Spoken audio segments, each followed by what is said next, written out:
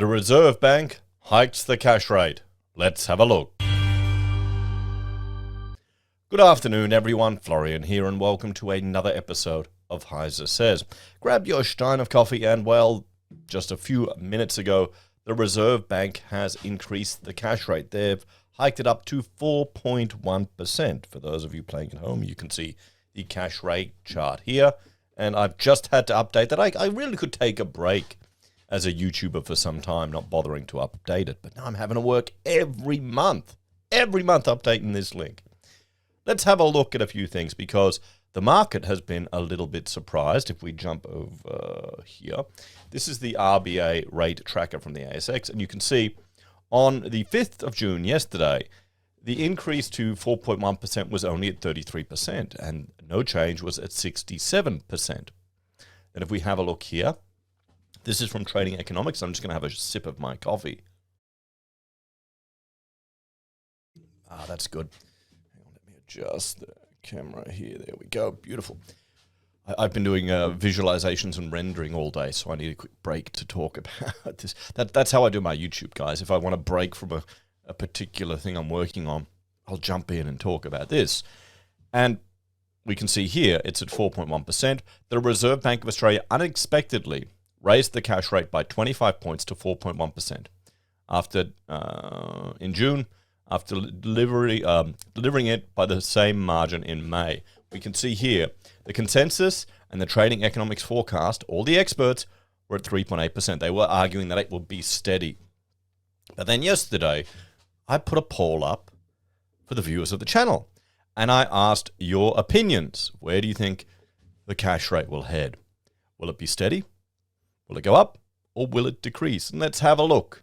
Now, I'll have another shot of coffee, and I'll ask you to mention in the comments, do you think the HeiseSays community beat the economists and the forecasters? What do you reckon? What do you reckon? It's good coffee. Not really. I've built up a tolerance for terrible coffee. So, one day ago, 1,800 votes. Hey, that's more than a Finder poll that can generate all these articles that make people terrified about everything. Anyway, 2% said it would decrease, 13% said steady, and 85% of you said it would increase. And let's have a look at, we'll do the top comments here. Tom is going, in London, the core inflation excluding food and energy, is 6.8%, up from 6.2. Our base rate is 4.75. Technically, as long as base rates are less than core inflation, then base rates are negative. A lot of comments here in the UK say the Bank of England doesn't know what they are doing and should stop hiking rates. Not sure they understand the implication of doing that. Here we go. Attila, we need another 25-point increase each month for the next 12 months. I mean, you have to remember, everyone, the media was reporting that the cash rate would stay at the cash rate target would stay at 0.1% until 2024. And it's nearly the end of the financial year. We're halfway through 2023, but we're not in 2024 yet. So there are people who made investment decisions based on the headlines of the news and the shit that Koshi's saying, and they might have taken on a little bit too much. We saw the market overheating. I wonder how much of the mania was simply driven by the fact that people thought, okay, rates are not going to go up until 2024. And we've had viewers comment on this in the finance profession, saying that these people, their plan was just to hit it as hard as they can while the rates were low and not worry, figure it out later. I mean, I can't say I have not made stupid mistakes in the past. I mean, we all have. It's part of learning. We're not all perfect. But, yeah, I feel sorry for the people that went in on a 2% deposit. Government had your back. Some of them are going to be screwed. Or the quality of life is going to take a dip. It's going to take a dip. New Zealand is at 5.5. We were at 3.8, so far behind. Yeah, but it's New Zealand. We want them to join the Federation anyway. It's baked in. We have 10% real inflation, largely caused by price gouging and high rents. I love it how everyone thinks it's price gouging. Yeah, sure. I mean, how many of you are in business and you've had to put your costs up because all of the other costs have gone up? And it's all these rampant lefties. They're saying the businesses are price gouging. And then, of course, we're advocating for these energy changes that are going to drive up the costs. But don't worry, it'll all be good. We'll pretend it's cheaper. But that's not. Let's have a look. The robbing of the wealth is never complete. Increase because the RBA are out of touch with everyday Australians. It doesn't affect those making decisions. So increase after increase only helps their high interest accounts grow. That's a real cynical take there from D, but I can appreciate why you might be coming that way. I mean, they're probably, we'll see when we go through their statements, but they're probably doing it for the average Australians. They've got to hurt you. They've got to hurt you to make you feel better. Oh boy, this whole system is just a mess, isn't it? Just lifted by 1% already. Time to leave the matrix. They printed way too much money. The money needs to leave the economy. We don't have enough people to spend it all. The deferred pain from before needs to be felt. The economy demands it. We need to sacrifice to the economy gods. I keep thinking of the South Park Margaritaville episode. Pump it up. It's gonna go up. Cash rate of 5 to 6% looks likely, according to Mark. 15 points tomorrow, make it even 4%. Locking middle class in financial prison. I said steady last time and was wrong. I'm going to go with steady again, but we'll see. Don't head to the casino legally. 2 for 2. I voted steady because I don't think they have the guts to do what needs to be done. Rip off the Band-Aid. All I know is the tents are increasing around Brisbane. Never seen this before. We haven't really had a recession before. The last recession wasn't real. They just flooded the economy with money.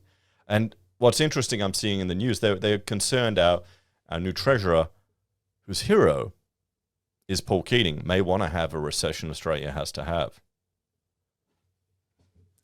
Okay, so there we go. Some good comments there. And thank you, everyone who votes in these. I appreciate it. It's interesting to see. And we'll do a refresh. There you go. Yep, still 85%. So let's jump over here and have a look and see what the Reserve Bank governor has to say. And I'm going to have another shot of coffee, guys. Hope you're all having a good Tuesday. And this news isn't too upsetting. I mean, 85% of the viewers of the channel expected this. So, you know, if you're watching a YouTuber that talks about the economy, news, and property. So you're not going to be the demo that's shocked by this. So, at its meeting today, the board decided to increase the cash rate target by 25 basis points to 4.1%. It will also increase the interest rate paid on exchange settlements balances by 25 basis points to 4%. Inflation in Australia has passed its peak, but at 7% is still too high, and it will be some time yet before it's back in the target range. This further increase in interest rates is to provide greater confidence that inflation will return to target within a reasonable time frame. I think they're concerned that we're all going to bake in our expectations of inflation. I mean, it's in the news. We see it every time we go shopping. What was it? That's it. There's a Adult Swim show I enjoy that I watched ages ago, and I thought I'd buy another episode. The what is it with the milkshake and the fries? Aqua Team Hunger Force. It's quite funny. It's stupid, but it's funny. And I thought, okay, I'll check out. I might buy another episode on the Apple TV. And I'm going there and having a look, and I'm used to it being like $3, $2.99. All of a sudden, they were $3.49. It's been a long time since I've bought anything online like that. But there you go. There's inflation right there in a product that was made decades ago, probably a decade ago, and it's just getting more and more expensive. So even there, okay, sure, power costs, server costs are getting more expensive, but in a simple entertainment purchase, there's a price increase, although it could just be I'm out of touch. But that's going to impact all of us psychologically. We're all going to factor that in. So let's keep going. High inflation makes life difficult for people and damages the functioning of the economy. It erodes the value of savings, hurts family budgets, makes it harder for businesses to plan and invest, and worsens income inequality. And if high inflation were to become entrenched in people's expectations, it would be very costly to reduce later, involving even higher interest rates and a larger rise in unemployment. I mean, has it become entrenched? That's the point I was making. Recent data indicate that the upside risk to the inflation outlook have increased, and the board has responded to this. While goods price inflation is slowing, services price inflation is still very high and is proving to be very persistent overseas. Unit labour costs are also rising briskly, with productivity growth remaining subdued. Growth in the Australian economy has slowed and conditions in the labour market have eased, although they remain very tight. The unemployment rate increased slightly to 3.7% in April, and employment growth has moderated. Firms report that labour shortages have eased, although job vacancies and advertisements are still at very high levels. Wages growth has picked up in response to the tight labour market and high inflation. Growth in public sector wages is expected to pick up further, and the annual increase in award wages was higher than it was last year. At the aggregate level, wages growth is still consistent with the inflation target, provided that productivity growth picks up. The board remains alert to the risk that expectations of ongoing high inflation contribute to larger increases in both prices and wages, especially given the limited spare capacity in the economy and the still very low rate of unemployment. Accordingly, it will continue to pay close attention to both the evolution of labour costs and the price-setting behaviour of firms. The board is still seeking to keep the economy on an even keel as inflation returns to the 2 to 3% target range. But the path to achieving a soft landing remains a narrow one. A significant source of uncertainty continues to be the outlook for household consumption. The combination of high interest rates and cost of living pressures is leading to a substantial slowing in household spending. Housing prices are rising again, and some households have substantial saving buffers, although others are experiencing a painful squeeze on their finances. The divide in Australia is going to get even worse. It's almost like we've got a K-shaped economic recovery. You've got a portion of the economy that are, they're going to be able to handle these increases. Maybe there's a whole, just think about everyone working in government jobs. Are they going to be worried? Essential job security. Whereas other people, they may be more at risk. It's just going to be a challenging time. And I think people need to plan for it. I remember when I graduated from uni, one of the reasons why I pursued a job with the Architectural Practice Academy was because it was government. Because times were not going too well in the profession then. There's a lot of unemployed people. So maybe brush up the resume, lads. There are also uncertainties regarding the global economy, which is expected to grow at below average rate over the next couple of years. Some further tightening of monetary policy may be required to ensure inflation returns to target in a reasonable time frame, but that will depend upon how the economy and inflation evolve. The board will continue to pay close attention to developments in the global economy, trends in household spending, and the outlook for inflation in the labour market. The board remains resolute in its determination to return inflation to target and will do what is necessary to achieve that. So they are going to probably increase rates again, everyone. Let's jump over here. Let's do a Google search and we'll do. So I've brought up the latest articles right now. So the ABC official interest rate rise above 4% as RBA hikes again. RBA to hand down critical interest rate decision 34 minutes ago. RBA interest rate. Reserve Bank increases cash rate by 25 basis points in attempt to quash inflation. From the ABC again. Lifts interest rate to 4.1%. Apple shares at record high over that new VR thing. I see people are laughing at that, for $3,500. It's Apple. They'll laugh and bitch and moan, and then they'll go pay for it.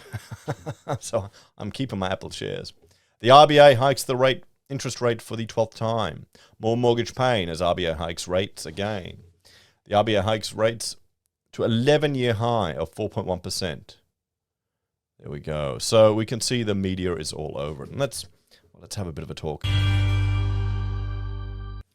So guys, there we go. The cash rate is now, or the cash rate target is now at 4.1%. None of you are surprised. The majority of you expected this was going to happen. But there you go, guys. I mean, think about it. That's a 4% increase from 0.1%. That's a big jump, and it may even go even higher. We're going to see a lot of people whose quality of life is going to take a dramatic change. Awesome, eh? Well, keep fighting the fight. Have a good day, guys. Check out HeiseBim or Heise Does for other videos I create. And if you're a fan and want to support us, you can on YouTube or Patreon.